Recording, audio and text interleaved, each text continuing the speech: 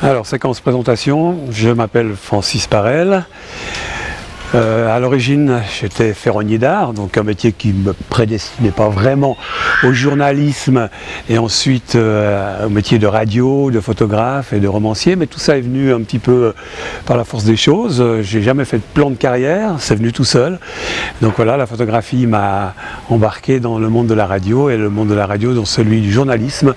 Ça m'a pris 30 bonnes années de plaisir, de régal vraiment. J'ai pas eu l'impression vraiment de travailler, même si quelquefois c'était des gros boulots, mais toujours avec du plaisir, toujours avec passion, parce que ce sont des métiers qu'on ne peut pas faire si on n'a pas de passion. Alors voilà, il y a une belle histoire, une belle continuité, une belle trilogie entre l'image, le parler et l'écrit, et je crois que ça me correspond bien, voilà ce que j'avais à dire en guise d'introduction pour la libre antenne de Radio People.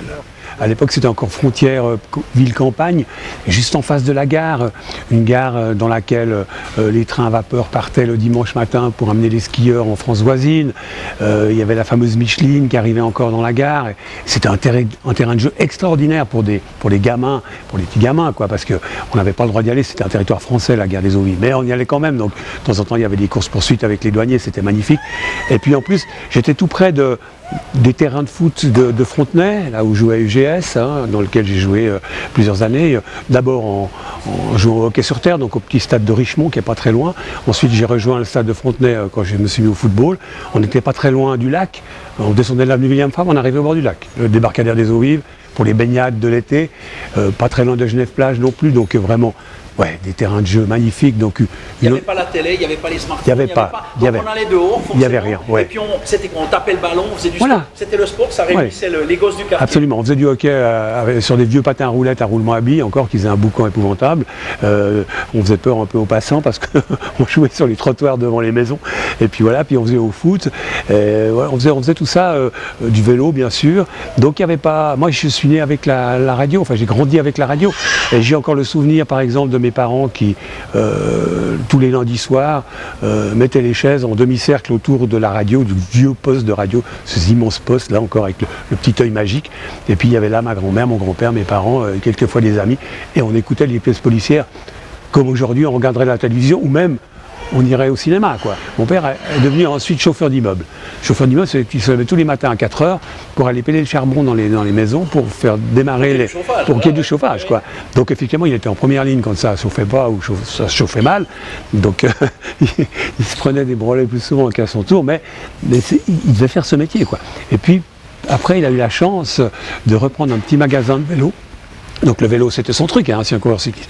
Donc il a pu reprendre ce petit magasin de vélo et je me souviens que... Il était où, à Genève? Alors il était à une petite rue qui est tout près de la gare des Eaux Vives, puisqu'on habitait encore à la gare des Eaux Vives à l'époque, qui s'appelle la rue de Savoie, d'ailleurs. Et il avait ce petit magasin à cet endroit-là.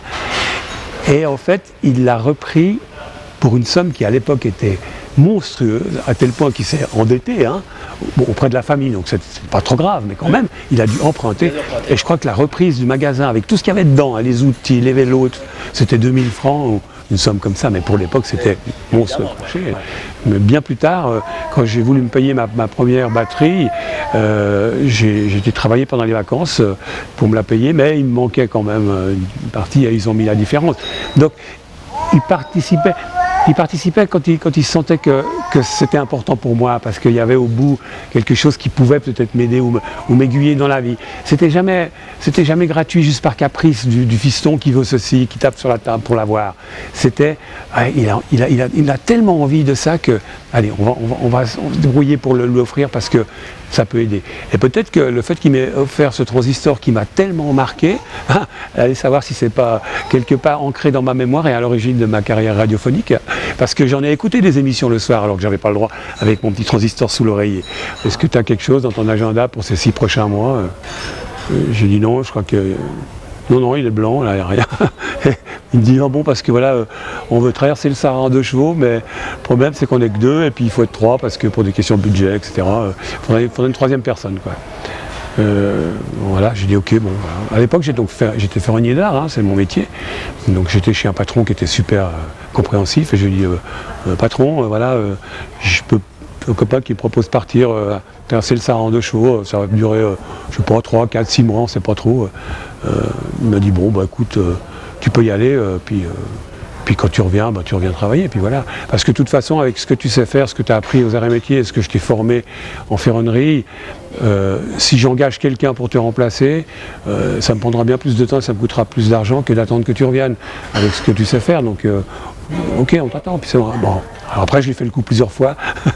Et puis finalement, j'ai volé de mes propres ailes, j'ai quitté la ferronnerie, mais je l'ai quitté assez tard. Hein. Je l'ai quitté, j'avais encore une trentaine d'années. Donc en fait, c'est un métier qui m'a accompagné plus longtemps qu'on veut le croire. Mais à un moment donné, cette photo m'a attiré dans un monde différent, qui est celui de la radio. Mais encore une fois, quoi, j'avais fait une exposition. Une personne est venue au vernissage de cette exposition et elle cherchait des nouvelles voix pour une nouvelle émission de radio. Et puis alors, c'était un animateur de la radio Suisse romande qui à l'époque s'appelait Jean Rivarnel, qui avait monté une émission qui s'appelait Saute-Mouton, qui était une émission qui allait tous les matins de 9h à 11h je crois. Et il a monté une petite équipe de nouvelles voix, on va dire, encadrées par des anciens qui avaient déjà de la bouteille. Il y avait Bernard Pichon, il y avait Michel Denner, il y avait Madeleine Caboche, Gérard Souter, donc des noms vraiment déjà connus de la radio. Et il voulait étoffer cette équipe avec 2-3 nouvelles voix, quoi. Donc voilà, il m'a dit, je lui ai fait part de cette hésitation que j'avais à m'engager dans le monde de la photo professionnelle.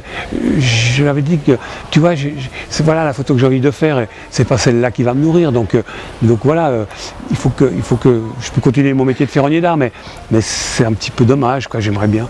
Et c'est là qu'il m'a dit, mais si tu veux rejoindre l'équipe de la radio, pourquoi pas? Je lui ai dit, mais attends, je sais même pas comment on enclenche un magnétophone. Il dit, non, c'est pas grave, on t'apprendra, quoi.